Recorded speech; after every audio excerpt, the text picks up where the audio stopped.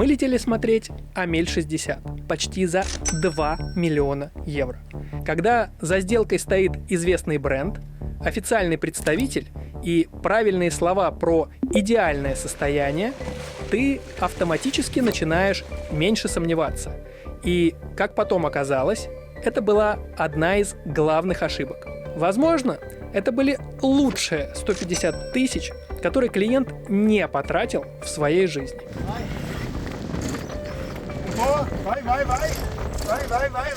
Меня зовут Дмитрий Нароженко, и это история о том, как официальный дилер Амель чуть не убедил клиента купить яхту, которой оставалось слишком много вопросов. Есть сделки, после которых начинаешь совершенно по-другому смотреть на рынок яхт. И это была одна из них.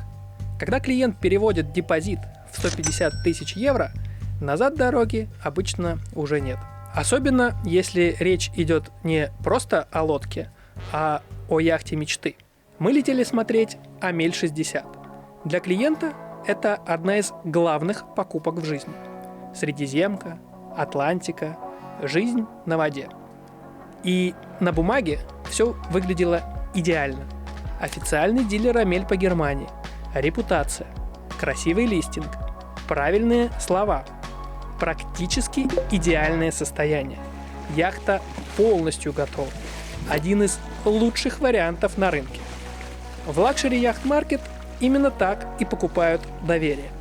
Не через цифры, а через ощущение, что перед тобой правильные люди. Особенно, когда речь идет о яхте почти за 2 миллиона евро. И чем дороже яхта, тем дороже может стоить ошибка. На самом деле, эта история началась еще до моего появления в сделке. Будущий владелец самостоятельно нашел эту яхту через международный листинг. На тот момент яхта продавалась за 1,7 миллиона евро. После переговоров цену снизили до 1,5 миллиона. Просто так, без всяких комментариев со стороны клиента. Видимо, очень хотели продать. Для Амель-60 с оплаченным ВАТ это выглядело очень интересно. Именно поэтому будущий владелец решил лично полететь и посмотреть яхту. Без сюрвей, без технической команды, просто чтобы понять, есть ли у этой лодки то самое ощущение, ради которого вообще покупают подобные яхты. До этого у него уже был опыт хождения на новой Амель, и бренд оставил очень сильное впечатление. Просто шикарно. После первого просмотра яхта ему действительно понравилась. Но не настолько, чтобы сразу подписать контракт. Но достаточно, чтобы начать серьезно думать о покупке. Важно еще и то, что изначально будущий владелец вообще рассматривал покупку новой яхты. Но поскольку это должна была быть первая собственная яхта, появилась логика. Возможно, стоит начать с лодки на вторичном рынке, особенно если ее презентуют как почти новую, ухоженную и полностью готовую. Именно поэтому ожидания от этой Амель были совсем другого уровня. Когда за сделкой стоит известный бренд, официальный представитель и правильные слова про идеальное состояние, ты автоматически начинаешь меньше сомневаться. И, как потом оказалось, это была одна из главных ошибок. А дальше история делает очень интересный поворот. 28 февраля на моем YouTube-канале выходит ролик про Амель-60. Рекомендую, кстати, его посмотреть, ссылка в описании. Будущий покупатель смотрит этот выпуск, после чего звонит мне. И это был не звонок человека, который просто интересуется яхтами. Перед ним уже лежал контракт. Оставалось принять решение и отправить депозит. Мы проговорили около часа про саму яхту и рынок, про риски и про Амель как концепцию. Стало понятно, что ему нужен брокер со стороны покупателя. Потому что брокер продавца и брокер, который действительно защищает интересы покупателя, это далеко не всегда один и тот же человек. После этого я подключился к сделке как брокер со стороны покупателя. И именно с этого момента ситуация начала меняться. Практически сразу брокер со стороны продавца отказался от co-brokerage. Для рынка это нормальная практика, когда комиссия делится между брокерами. Но здесь позиция была простая. Либо покупка идет напрямую через него, либо вообще никак. А спустя короткое время внезапно появились другие покупатели. Со стороны брокера началось давление. Клиенту начали объяснять, что решение нужно принимать быстро. И здесь была еще одна важная деталь. На тот момент брокер являлся официальным дилером Амель по Германии. И именно поэтому все происходящее изначально воспринималось совсем иначе. Потому что когда перед тобой официальный представитель бренда, уровень доверия автоматически становится выше. И в какой-то момент, чтобы ускорить процесс, брокер даже предложил принять оплату на личный счет. Тогда это воспринималось как помощь, а сейчас ситуация видится иначе. Но в тот момент предложение казалось крайне привлекательным. И после согласования контракта было принято решение отправить депозит, который составил 150 тысяч евро. Хотя уже тогда были моменты, которые нас напрягали. Например, мы несколько раз пытались добавить в контракт пункт про серьезные дефекты. То есть, если Survey показывает серьезные технические проблемы, покупатель может выйти из сделки. Но каждый раз мы слышали одно и то же. Это стандартный контракт МИБа. В итоге этот пункт так и не добавили. Хотя логика была простой. Перед нами официальный дилер Амель. Что вообще может пойти не так? Дальше ситуация начала развиваться довольно странно. Брокер обозначил очень жесткие даты для осмотра яхты. 14 и 15 апреля. Других слотов фактически не было предложено. Мы перестроили планы, и из 3 разных стран в Словению направились будущий владелец, Surveyor и я. Изначальный план, который озвучил продавец, выглядел абсолютно логично. Первый день – морские испытания, дальше я буду говорить Sea Trail, и переход в Порторож. На следующий день – подъем яхты и полный сюрвей. Но дальше все пошло не по плану. Мы прибыли вовремя, погода была хорошей, но в море в этот день мы так и не вышли. Яхту также никто не планировал поднимать. Хотя следующий день, по прогнозу, должен был быть дождливым. Вместо Sea Trail первый день ушел на осмотр яхты в Марине. И именно тогда у нас начали появляться первые серьезные вопросы. Стало понятно, что брокер знает эту лодку значительно хуже, чем он задекларировал до сделки. Многие особенности борта объяснял уже сам владелец, а лодка действительно была специфической. This here is for one or for both of them? This can be used for both. And how can, so now I use it for this one. How do I switch over to that one? 7-й корпус Амель-60, построенный под заказ, с изменениями в системах, электрике и даже конструкции транса. И чем глубже мы погружались в детали, тем более странно все выглядело. Будущий владелец рассказывал, что во время первого визита ему сразу сказали, что яхта не подготовлена. Лучше согласовать просмотр заранее. Но тогда он специально ответил, что я хочу увидеть яхту как есть. И это важно, потому что ко второму визиту уже на Survey мы отдельно проговаривали, что яхта должна быть полностью подготовлена. Но когда мы приехали, то увидели, что с ней вообще ничего не делают. Более того, она выглядела еще хуже, чем во время первого просмотра. Яхта была грязной, следы птиц, долго стояла без должного внимания. И проблема была не только в чистоте. Когда клиент переводит депозит за яхту такого уровня, он ожидает увидеть лодку подготовленной, особенно если ему несколько месяцев рассказывали про практически идеальное состояние. Но тогда мы все еще старались относиться к этому спокойно.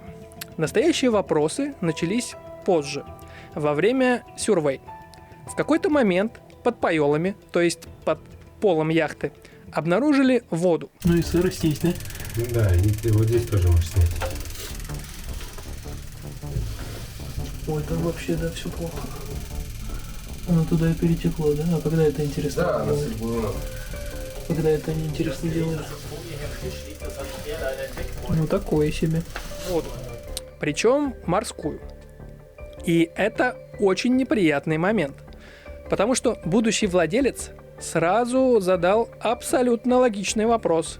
Это вообще нормально? Нас быстро попытались успокоить. Объяснение было простым.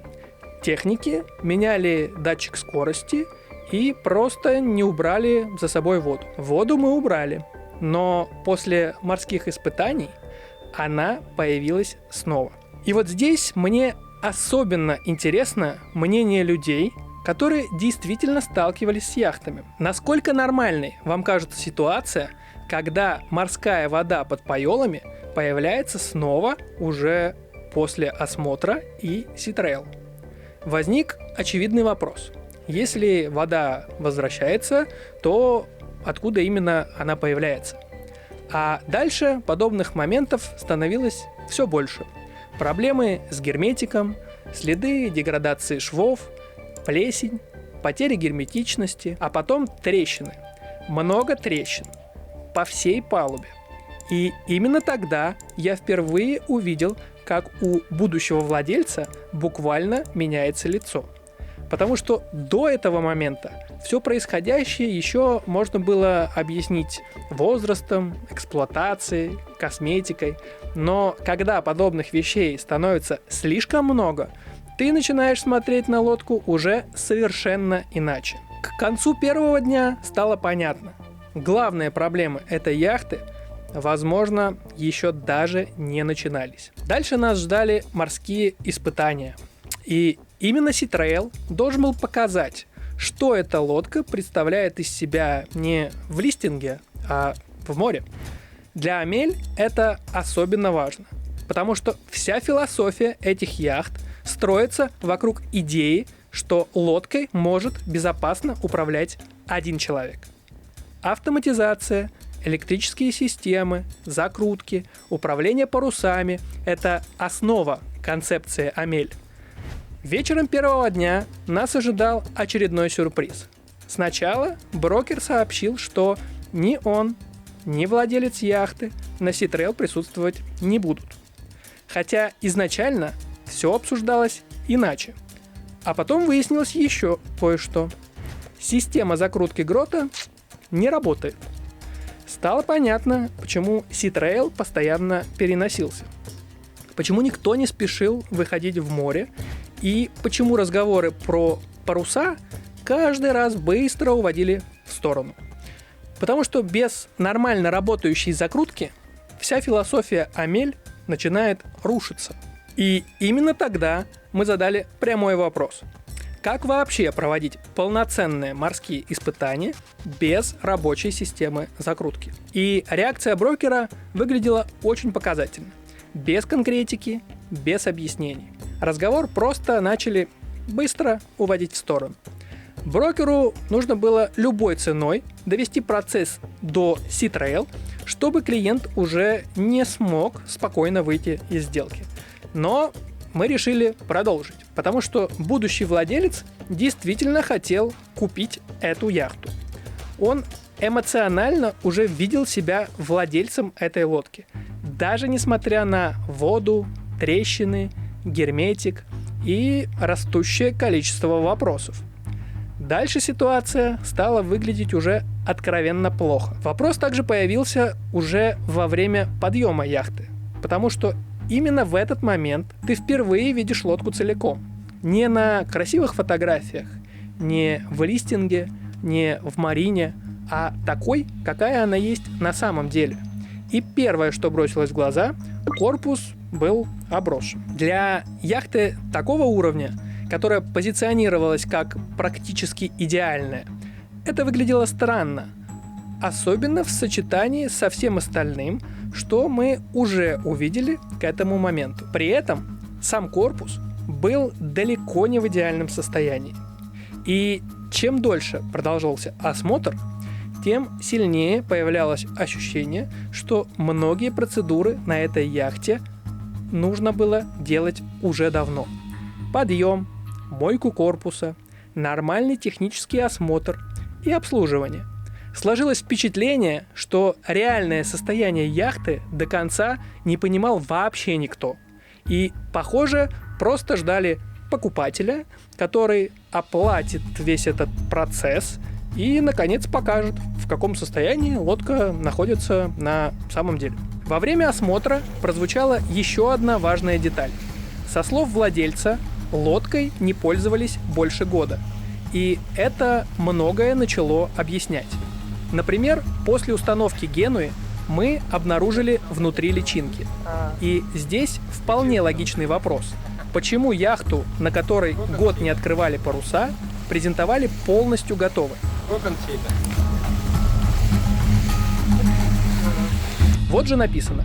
Учитывая, что лодка отлично оснащена и находится в очень хорошем состоянии, я почти уверен, что вы сможете перепродать ее через 2 года примерно за те же деньги.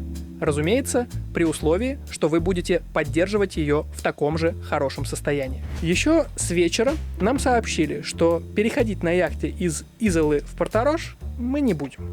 Хотя именно такой маршрут изначально и обсуждался. И только позже стало понятно, почему все происходило именно так. Потому что до последнего момента было непонятно, кто вообще будет управлять яхтой во время Sea-Trail. Для участия в регате разосланы приглашение самым знаменитым капитанам. Да, вот так все и началось. В те времена я уж давно не помышлял ни о каких путешествиях и преподавал навигацию в мореходном училище. И вот здесь история окончательно перестала быть похожей на нормальный Sea-Trail. Команда, которую пригласили для морских испытаний, выглядела абсолютно не готовой к работе с яхтой такого уровня. И что особенно странно, за эту команду еще и обязали заплатить покупателя. И здесь важно понимать еще один момент. Отдельно обсуждалось, что это будут профессиональные капитаны с опытом именно на этой лодке. Их задача была не только показать яхту, но и в течение 2 дней обучать нового капитана будущего владельца. За это были отдельно оплачены деньги брокеру. Но в реальности мы увидели совсем другое. При том, что на борту уже находились люди с лицензиями и большим опытом. Но участвовать в управлении нам запретили практически сразу. Морские испытания. Испытывает нас море. Мы испытываем яхту. Дует достаточно неплохо, 18 узлов. Сейчас будем ставить паруса. Смотреть, как у нас здесь что.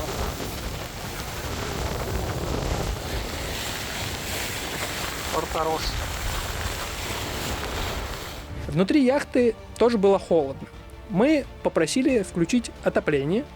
Оказалось, что отопление тоже не работает. Сначала нам сказали, что нужно немного времени, потом надо разбираться, а спустя еще какое-то время прозвучала фраза, которая идеально описывала весь этот Sea-Trail. Просто напишите у себя в отчете, что отопление не работает.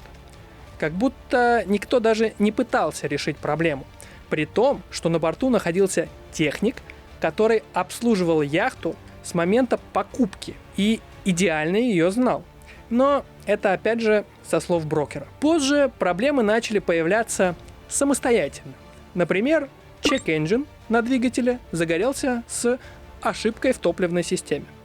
Мы, разумеется, на опыте и уже знали, как действовать. Просто написали у себя в отчете, что топливная система не работает. Но самое интересное началось уже в море. Меня зовут Дмитрий, я автор этого канала и уже более 20 лет занимаюсь яхтингом. Я знаю, если не все, то очень многое о покупке, продаже, чартере, морских переходах, сюрвей и переговорах по яхтам разного уровня. Я независимый брокер и помогаю будущим владельцам яхт сделать правильный выбор, сэкономить время и деньги. Моя задача не продать лодку любой ценой, а помочь клиенту понять, что именно он покупает. Потому что большинство людей, которые приходят в яхтинг, на самом деле покупают не просто лодку. Они покупают мечту и образ жизни.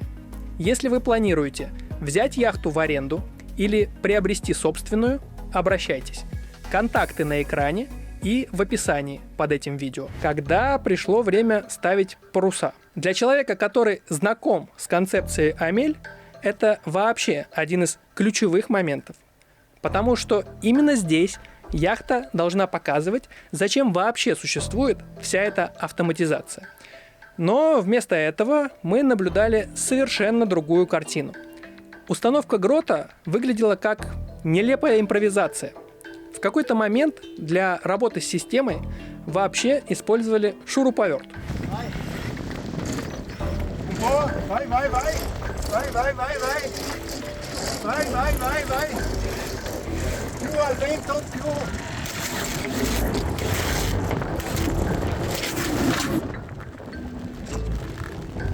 И это выглядело настолько сюрреалистично, что сначала даже сложно было поверить, что все это происходит на яхте такого уровня. Позже нам даже сказали, что можете взять шуруповерт с собой, когда пойдете в Черногорию. Просто изначально у нас был такой план. Яхта в идеальном состоянии, как нам говорили. А позже мы к вам приедем и поменяем закрутку. Это вообще не проблема. Дальше установка стакселя. Я уже начал мысленно представлять, какой же еще инструмент достанет этот мужчина, чтобы его установить. Но действовать решили стандартным путем, через лебедки. Одним словом, экипаж, который позиционировали как профессиональный, на самом деле плохо понимает, что вообще нужно делать. На яхте, где почти все системы автоматизированы, подъем парусов превращался в хаотичный процесс с постоянными задержками, нервной коммуникацией и ощущением, что никто не контролирует ситуацию полностью. And it's second sails, which we do like this.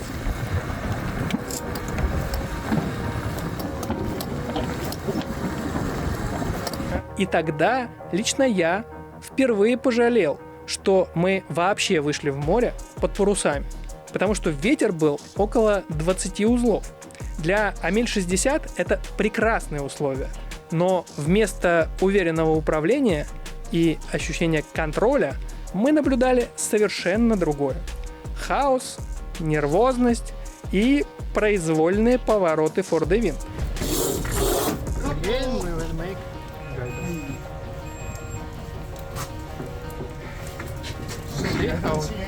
Sorry? Okay.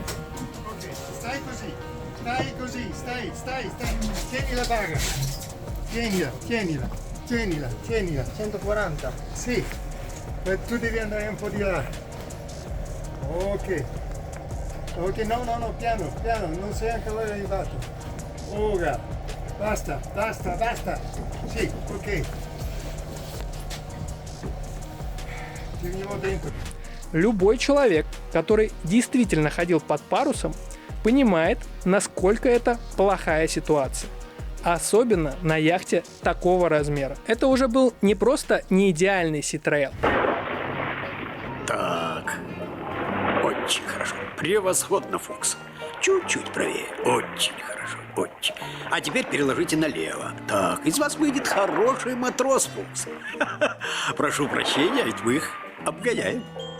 Мы видим полное расхождение между тем образом яхты, который продавался до сделки, и тем, что происходило в реальности.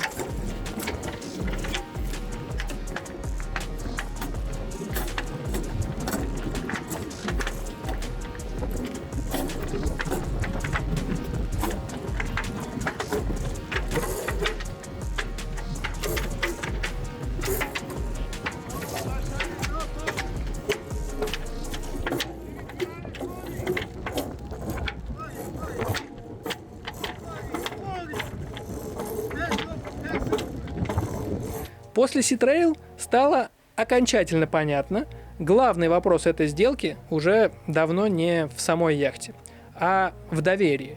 Потому что технические проблемы – это нормально. Любая яхта требует обслуживания. Но проблема была в другом. В том, как нам продавали эту яхту до сделки. И какова была реальность, когда мы приехали ее смотреть. Мне действительно интересно ваше мнение. Вы бы продолжили такую сделку после всего, что увидели? Или вышли бы из нее еще раньше? После Sea Trail мы отправили полный отчет Survey. С фотографиями, с видео, с описанием проблем. Причем важно понимать, мы вообще не обязаны были это делать. Но тогда казалось, что намного проще спокойно обсудить техническое состояние яхты, стоимость ремонта и скорректировать стоимость яхты. Но вместо спокойного обсуждения проблем мы начали получать оправдания, попытки полностью обнулить отчет на 117 страниц и попытки объяснить, что для лодки такого возраста это нормально. А потом угрозы арбитражом. При этом мы направили официальное письмо на почту брокеру, где перечислили все основные проблемы яхты. Для понимания покажу заключение Surveyor. Он, между прочим, сертифицирован Lloyd's Maritime Institute.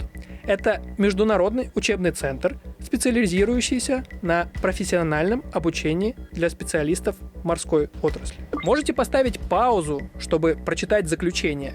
Я лишь зачитаю итог. Совокупность указанных дефектов свидетельствует о недостаточном техническом состоянии судна и отсутствии должного уровня обслуживания. Ряд выявленных неисправностей носит серьезный характер и напрямую влияет на безопасность эксплуатации, включая надежность силовой установки, герметичность корпуса и функционирование жизненно важных систем. На момент осмотра судно не может считаться полностью готовым к безопасной эксплуатации, без проведения комплекса обязательных ремонтных и восстановительных работ. В ответ на очередное письмо прозвучала фраза, которую я запомнил очень хорошо. Я забыл упомянуть самый известный арбитражный суд по морским спорам. Это Лондонская ассоциация морских арбитров. Этот ответ мы получили сразу после запроса на возврат средств, за обучение которого не было. Подъем яхты и сюрвей. Сумма составила примерно 8000 евро. И именно тогда все окончательно встало на свои места. Потому что люди, которые действительно хотят спокойно продать хорошую яхту, обычно разговаривают совсем иначе. Самое опасное, когда покупатель начинает убеждать самого себя, что все это можно игнорировать, что трещины не страшно, закрутка починится, отопление разберутся, герметик переделают, вода – случайность. Именно так люди потом оказываются в очень дорогих ошибках. В итоге мы приняли решение выходить из сделки. И это, честно говоря, было намного сложнее, чем может показаться со стороны. Потому что к этому моменту в процесс уже было вложено слишком много времени, денег, эмоций, ожиданий. Будущий владелец уже видел себя на этой яхте.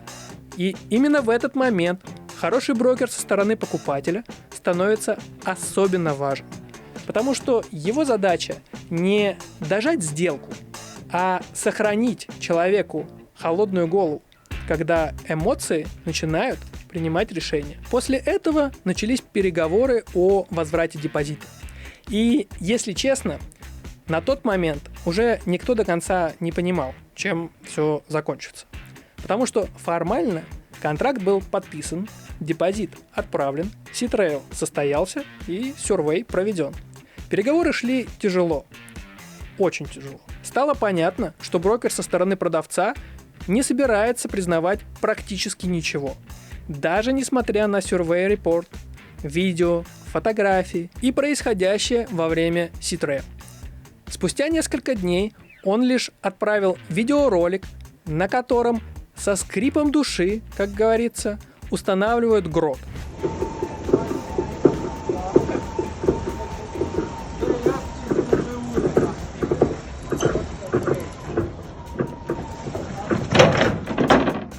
Закрутку поменяли, но кто менял, какую закрутку поставили, информации никакой.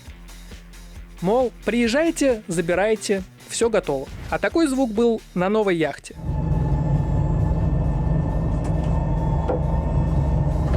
Мы начали понимать, что спорим уже не о состоянии яхты, а о самой реальности происходящего. Это катастрофа, шеф. Прекратите панику и не спускайте с яхты глаз. Когда одна сторона видит хаос, трещины, неработающие системы, неподготовленный экипаж и общее ощущение плохо обслуженной лодки, а другая продолжает повторять, что все это нормально. Понятно, что точно надо выходить, потому что дальше конфликт будет только расти, а доверие уже разрушено. И в какой-то момент произошло то, чего, если честно, мы уже были не уверены, что добьемся. Депозит согласились вернуть. 150 тысяч, но с жестким условием. Ни при каких обстоятельствах нельзя ссылаться на несуществующий серьезный дефект в качестве причины расторжения, поскольку это не будет принято владельцем яхты. Спустя время мы все чаще возвращались к одной и той же мысли. Возможно, это были лучшие 150 тысяч, которые клиент не потратил в своей жизни. Именно поэтому, когда меня спрашивают, чем на самом деле занимается хороший брокер со стороны покупателя, я отвечаю очень просто. Иногда его главная задача не помочь купить яхту, а вовремя остановить клиента от очень дорогой ошибки. Даже когда лодка нравится, мечта уже почти стала реальностью, потрачены деньги, время, силы, и эмоционально очень хочется, чтобы все получилось. И главный вывод очень простой. Доверять брокеру со стороны продавца – большая ошибка, даже если он официальный дилер, даже если он представляет известный бренд. Потому что у брокера-продавца основная задача – продать яхту. Если вам нужен человек, который будет находиться не на стороне сделки, а на вашей стороне, контакты на экране и в описании. И если у вас уже был похожий опыт с покупкой яхты, Survey или брокер-сайт сделками, напишите об этом в комментарии. Мне кажется, таких историй на рынке намного больше, чем кажется со стороны.